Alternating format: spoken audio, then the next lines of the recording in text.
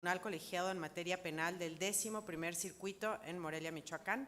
Se desempeñó como juez de distrito y magistrado unitario en el estado de Sinaloa y juez de distrito en el estado de Chiapas. El doctor Froilán cursó la licenciatura en Derecho y maestría en Investigación en la Universidad Michoacana de San Nicolás de Hidalgo. Tiene una especialidad en Derecho Penal por la Universidad de Salamanca en España. Cuenta con un doctorado en Derecho Penal y Política Criminal del INACIPE. También es doctor en Derecho Público por la Escuela Libre de Derecho en el estado de Chiapas. Y actualmente cursa el programa de doctorado en Ciencias Jurídicas en la Facultad de Derecho de la Universidad Michoacana de San Nicolás de Hidalgo. También actualmente es director nacional de la Asociación Nacional de Juzgadoras y Juzgadores Federales, JUFED. Muchas gracias, doctor. Muchas gracias por la presentación. Señoras y señores legisladores, agradezco la invitación a participar en este recinto en mi calidad de representante de las y los juzgadores federales. Como se pudo advertir, soy un juzgador de carrera y he escalado los diversos puestos del Poder Judicial durante los últimos 21 años. Por eso me es grato compartir mi experiencia y algunas observaciones. Previo a mi intervención, destaco que la iniciativa que hoy nos convoca de propuesta de reforma a los artículos 96 y 97 constitucionales para que las y los ministros, magistrados y jueces federales sean electos por voto popular. Desde esta óptica, consideramos que contraviene aspectos constitucionales y convencionales como son la independencia judicial, la selección y elección de personas juzgadoras por carrera profesional y la inamovilidad judicial. Estos aspectos, considero, no se definen por voto popular o participación ciudadana. Hago la referencia de la normatividad del caso y voy a los argumentos en primer término sobre el contenido de la iniciativa. Trataré de expresar con la claridad y respeto a esta soberanía que no es viable considerar alguna forma de participación ciudadana directa en la medida que la iniciativa contraviene no solo estándares convencionales, sino constitucionales y de legalidad, colocando en riesgo los derechos de los mexicanos. Argumento que es impreciso justificar esta pretensión de modificación en los sistemas jurídicos de los Estados Unidos, Suiza, Bolivia y Perú. Primero, porque no corresponden a la realidad del Estado mexicano, como tampoco al origen de nuestro sistema legal. Por lo que respecta a los dos primeros, Estados Unidos y Suiza, estos se ubican en la tradición de la familia anglosajona o del common law. Y específicamente, en el caso de Estados Unidos, se destaca que su sistema incluye al jurado popular, que claramente no lo tenemos en México. En relación a Bolivia y Perú, tampoco puede ser un indicador para decir que la elección de jueces por voto popular sea funcional. Primero, porque no hay punto de comparación entre la valoración jurídica que se reconoce a la judicatura mexicana en el escenario de las naciones, pese a que tanto Bolivia, Perú y nuestro país corresponden a la tradición romano-germánica o de derecho escrito. Mi argumento se refuerza con lo asentado tanto por la Comisión como por la Corte Interamericana de Derechos Humanos, en atención a la importancia que tiene la garantía de la independencia en la administración de justicia.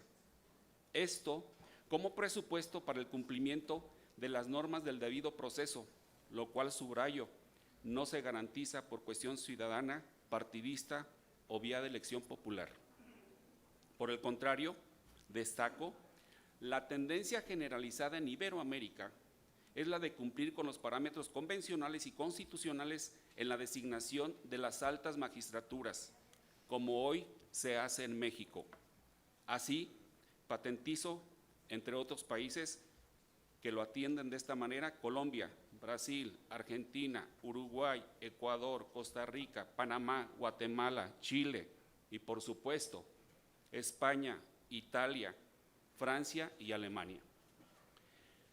En estas naciones, en el marco de la división de poderes, se privilegia la elección de sus magistraturas a través de procedimientos profesionales e institucionales basados en los parámetros de conocimiento y práctica de la administración de justicia. Por otra parte, la iniciativa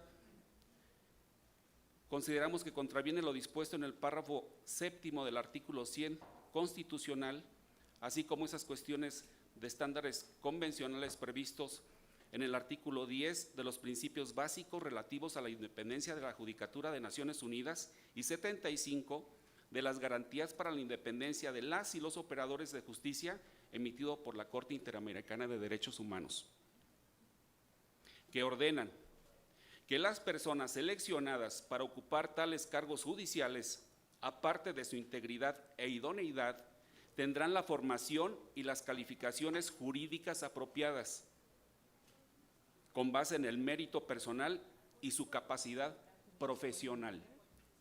Es decir, se exige que provengan de carrera judicial con base en parámetros de conocimiento del derecho y no de elección popular como se pretende, pues la propia Corte Interamericana ha observado que la elección y nombramiento de las y los operadores de justicia se debe dirigir a quienes tengan los méritos y las mejores capacidades profesionales y no por criterios de carácter político. Por eso, nuestro artículo 100 constitucional ordena que la carrera judicial se debe regir por los principios de profesionalismo, excelencia, independencia, objetividad, imparcialidad y la última adición a este numeral, la paridad de género, ya aludida en esta mesa, atribuyendo dicha tarea al Consejo de la Judicatura Federal y a la Escuela de Formación Judicial. En un tercer comentario, dicha iniciativa, al plantear ahora un periodo de 4 años, ratificable por un tanto más para el ejercicio del cargo de juzgador, vulnera el principio de inamovilidad judicial establecido en los artículos 12 de los principios básicos de Naciones Unidas ya mencionado, así como 84 de los propios de la Corte Interamericana y los de la Constitución, ubicados en el primer numeral y el 17, pues implican de suyo este planteamiento que aludo, una regresión de dicha garantía de inamovilidad constitucional de los operadores de la función judicial federal, pues los estándares constitucionales y convencionales privilegian los periodos prolongados para tales magistraturas, así como la estabilidad en sus cargos. Esto como base de la independencia judicial y algo muy singular, como garantía en beneficio de las personas que acuden al servicio que prestan los tribunales. Este apartado le puse comentarios finales, que son sustantivamente 3. El primero, respecto a la elección a través del voto de las y los integrantes de la Suprema Corte de Justicia de la Nación.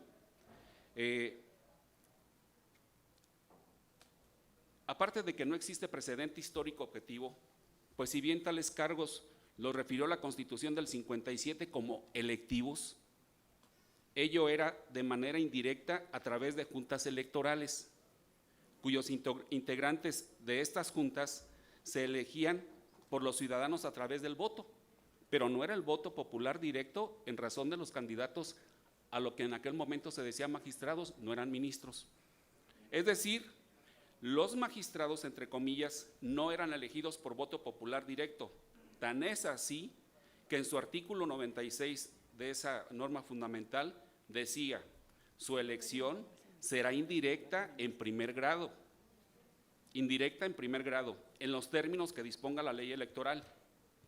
Así lo destaca por ahí un investigador, Mario Melgar Adalid.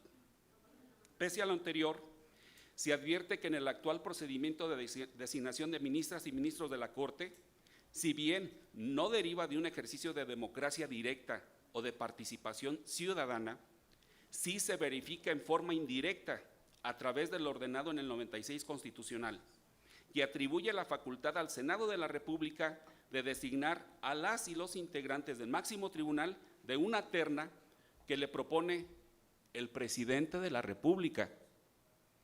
Por lo tanto, es ante los senadores de las diversas fuerzas políticas, electos ellos sí en forma directa, donde se verifica tal ejercicio democrático indirecto, que incluso exige la votación de una mayoría calificada para obtener el consenso de tales nombramientos de ministras o ministros. Es aquí donde vemos un área de oportunidad, porque todo es perfectible, todo es revisable, valorado, y con la propuesta para mejorar, creo que podría ser. Ante tal escenario parlamentario, donde sí se advierte un área de oportunidad para perfeccionar la designación de las y los integrantes de la máxima magistratura, que podría ser atendiendo a los principios constitucionales que rigen la carrera judicial y se observan en los procedimientos para la designación de las y los magistrados y jueces federales. Esto es, parámetros, reitero, de excelencia, de objetividad, imparcialidad, profesionalismo, aspectos de independencia y lo que ya comentamos que se adicionó, por supuesto, la paridad de género. En ese camino estamos. Pero algo muy importante, esto es importante, lo anterior se debe atender desde la propia terna que propone el presidente de la República, como en su caso también se podría adicionar esas cuestiones de opinión al Foro Jurídico Nacional que ya se hizo referencia por la doctora Carolina, que ese Foro Nacional lo constituyen las barras, los colegios, las asociaciones, académicos y los propios titulares del Poder Judicial Federal.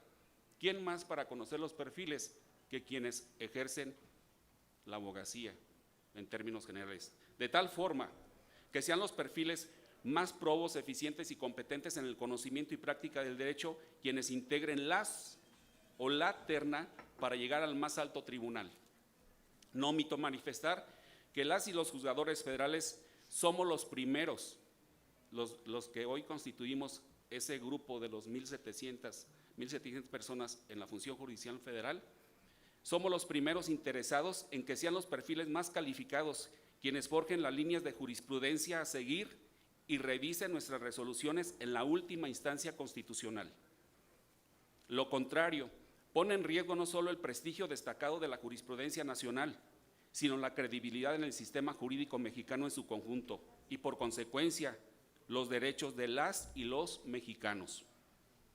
Por otra parte, segundo comentario, no es viable contemplar en la iniciativa una campaña de 3 meses para luego elegir a quienes ejercen la función de juzgador, cuando actualmente, se los comento por vivencia propia, las y los jueces ya hacemos méritos probados y evaluados a través de la carrera judicial, cuya campaña por lo menos va de 5 a 10 años de duración, a través de los cargos de nombramiento de oficial judicial, actuario, secretario y finalmente titular, que puede ser juez o puede ser magistrado.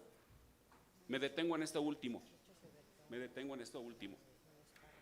para afirmar que en la Judicatura Federal no es fácil llegar a ocupar tales cargos, ni el de juez ni el de magistrado.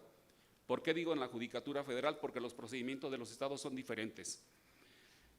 Esto por los altos estándares de conocimiento que se exigen en los concursos de oposición, desarrollados a través de 4 etapas de exámenes, esto es, de conocimiento jurídico, redacción de sentencias, comparecencia ante jurado integrado por jueces y magistrados, y por supuesto, valoración curricular. ¿Quién está más preparado para reunir los perfiles que llegan a esta función? Eso nos permite advertir que tal profesionalización de la carrera judicial federal se basa en el conocimiento teórico y práctico del derecho al día de hoy. Por tal razón, considero que ello no se puede lograr a través del voto popular, ni puede depender de una consulta ciudadana alguna, por todo lo que ello implica. Con conocimiento de causa puedo afirmar que tal designación profesional de los jueces federales es una garantía para el pueblo mexicano. Hoy, con sus más de 1,700 juzgadoras y juzgadores federales, lo afirmo porque lo conozco, personas preparadas y calificadas en las que se puede confiar como hoy se hace. Un dato de ello son los asuntos que se resolvieron en los juzgados y tribunales federales en 2022. Les doy el dato: 1.285.953 procedimientos judiciales, donde sin lugar a dudas destacan los juicios de amparo, que sería un tema aparte. Pero aquí también tenemos una área de oportunidad, lo dijo la doctora Carolina. Considero viable perfeccionamiento de la carrera judicial federal, y el área de oportunidad está en la legislación que reglamenta al Consejo de la Judicatura Federal y a la Escuela Federal de Formación Judicial, que incluso esta legislatura recién acaba de revisar al aprobar las leyes correspondientes orgánicas, tanto del Poder Judicial como de carrera judicial, con base en la reforma constitucional que se denominó por y para el Poder Judicial de la Federación. Ustedes la estudiaron, publicada el 11 de marzo de 2021. No omito señalar que las causas de impunidad y grado de violencia que vive el país tampoco justifican un escenario de esta propuesta legislativa, porque no se le puede atribuir o reprochar a la Judicatura Federal, en la medida que la Administración de Justicia tiene como base otras funciones que desarrollan los cuerpos de seguridad y las fiscalías, tanto la federal como las locales, pues de su buen desempeño depende en gran medida los resultados de los procedimientos jurisdiccionales. Termino. Finalmente, siguiendo el pensamiento de don Emilio Rabasa y don Daniel Cosío Villegas, hoy reiteramos con la mesura de la función jurisdiccional que nos permite que las y los juzgadores federales, entiéndase las y los ministros, magistrados y jueces, no somos ni debemos ser representantes de mayoría o minoría alguna, como tampoco oposición de partido político alguno. Enfatizo, nuestra norma es la Constitución y las leyes correspondientes, y nuestro principio la justicia, no la política. Muchas gracias.